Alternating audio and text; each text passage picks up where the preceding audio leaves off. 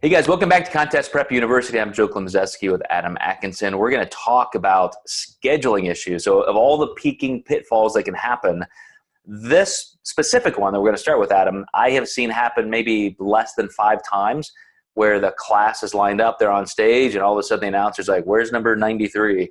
And somebody's just missed the class. They're in the bathroom, they're asleep with their headphones on in a corner somewhere. But if this is your client and they call you and say, hey, coach, we got a problem. I kind of missed the class. What do you do? Yeah, I've never had this happen over a decade of doing this. And I have dodged this bullet, luckily.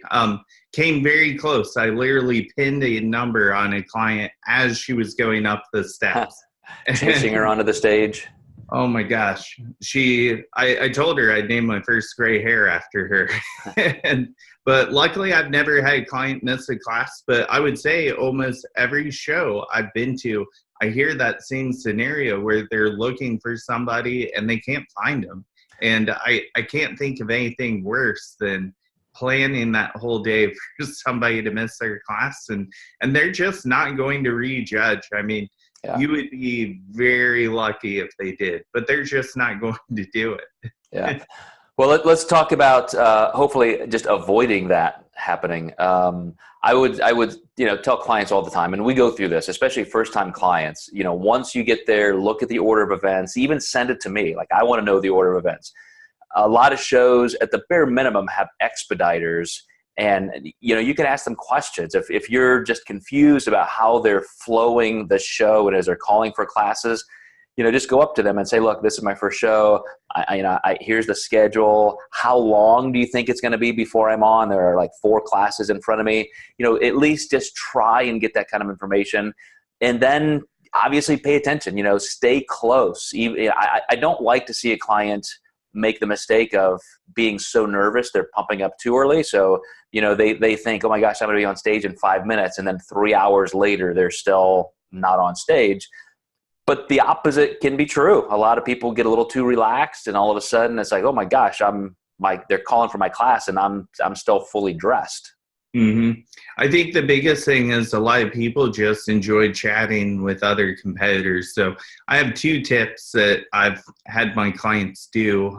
The first one is just sitting in the audience and being aware of the classes that are on. And I will give them, when Classic Physique C is on, I want you to go backstage. Or I have them just set an alarm where like every 10 minutes or every 20 minutes, I want you to come back and check and just kind of see how they're, calling the numbers and, again, give them basically a target on when this class is up, let's stay backstage and make sure that we're ready. And again, this really is a little bit common in that, just those mistakes are made. A couple hundred people per show, a lot of delays, a lot of things happening.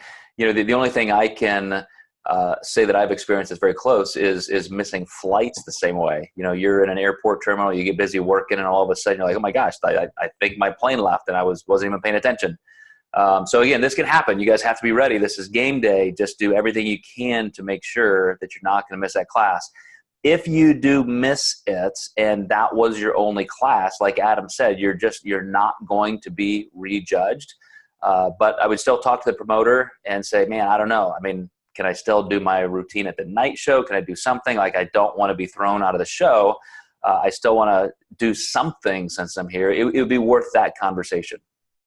Absolutely. And that probably would be my suggestion is a lot of people would want to say like, screw it and leave.